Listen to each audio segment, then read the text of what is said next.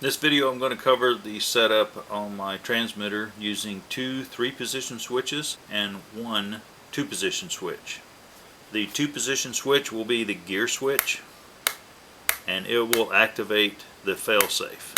The flight mode switch, which is a 3-position switch, this allows me GPS mode, auto level mode, manual mode. No matter which mode that I am in, if I trip the gear switch, I go into failsafe. So if I am in GPS and I enter failsafe by flipping the switch. If I am in auto level, flip the switch and I enter failsafe. In manual mode, flip the switch and I enter failsafe.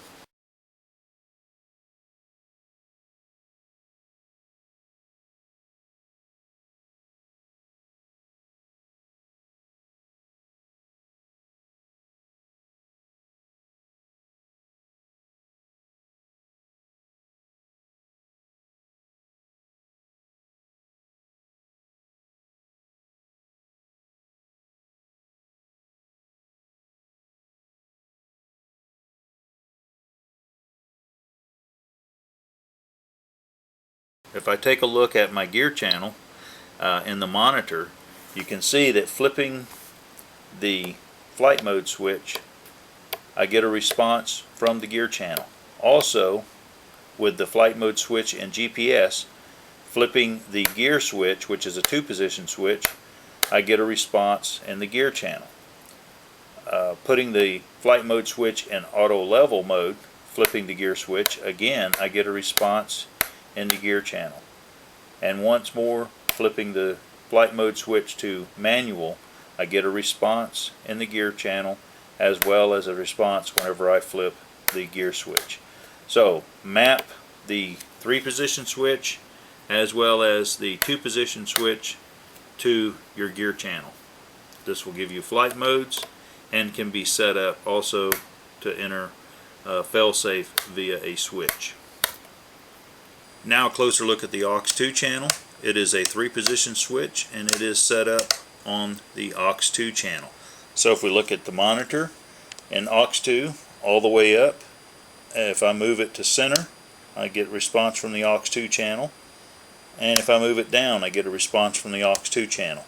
In my situation, AUX2 all the way up is intelligent orientation control off.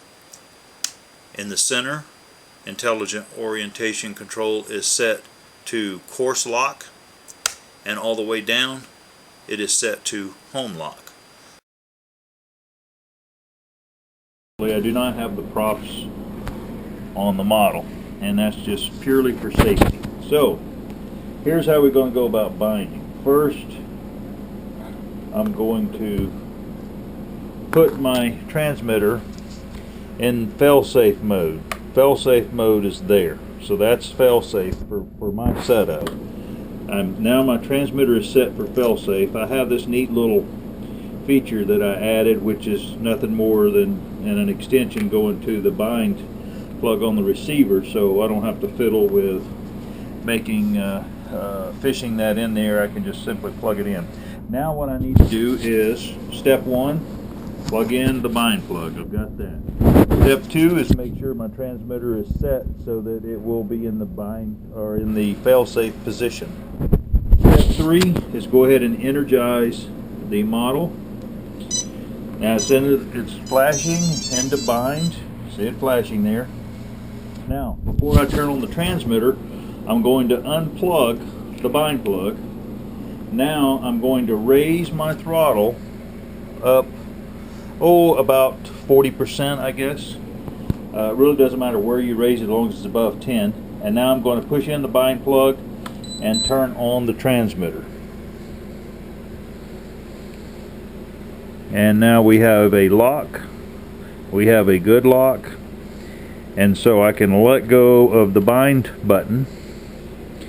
And now I'm going to shut everything down. So I'm going to unplug. I'm going to turn off my transmitter. I'm going to put my switch up into normal mode, not failsafe. first step, we turn on the transmitter,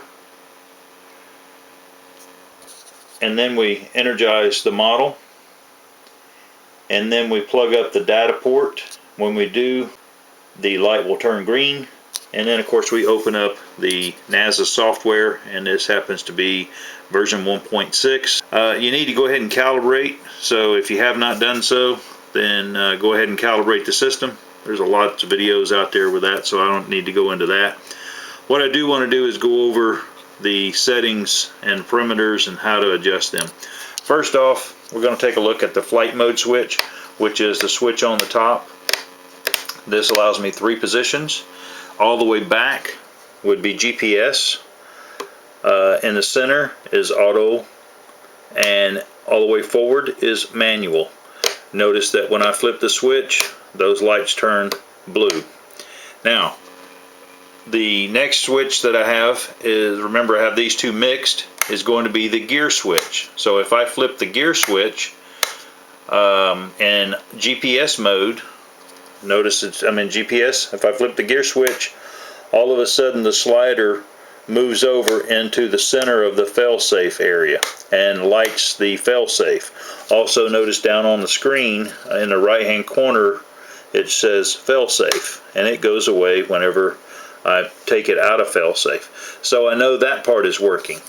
Then we go ahead and check the center position, which is auto level, and you can see there I'm in auto level, and if I throw the failsafe switch, again it goes into failsafe. Lastly, all the way forward is manual, and again I'm going to throw the gear switch, which throws it into failsafe, and you can see that the failsafe is lit. But if I back the switch up, it goes into manual. So again, the flight mode's manual, auto level, GPS, failsafe.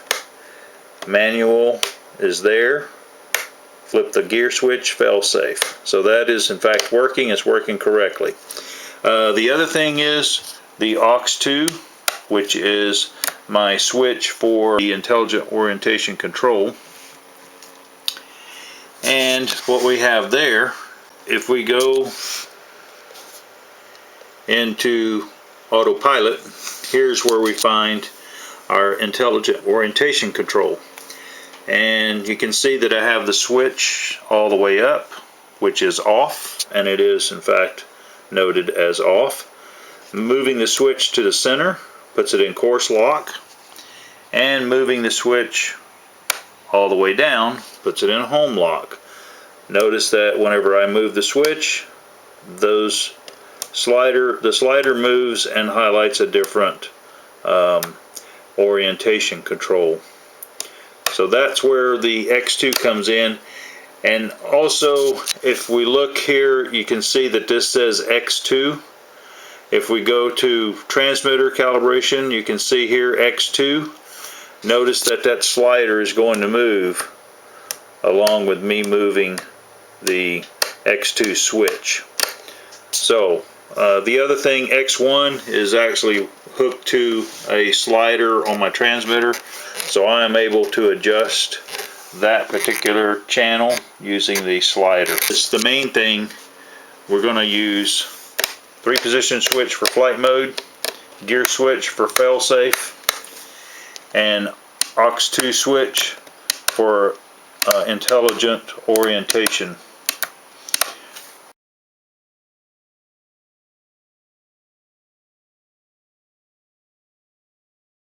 You got to make sure that whenever you set it up for failsafe, that you check your transmitter, and the setting is such a way that it does go into failsafe when you turn off the transmitter. Okay, now to stop it is still in failsafe. So to come out of failsafe, lower the throttle. Out of failsafe there. But in order to start it, I have to cycle the mode switch.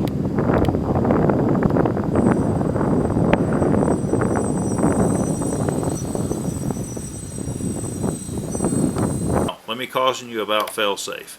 Whenever you flip the switch to enter failsafe, set your throttle to about half, because that's where it's going to hover. Because you don't want to come out of fail-safe and all of a sudden your throttle be down here, because now your engines are going to shut off, or there's a chance that they could shut off. So make sure your throttle is about halfway, or about 50% power. Next, come out of fail-safe with the switch, and then you have to cycle the flight mode switch.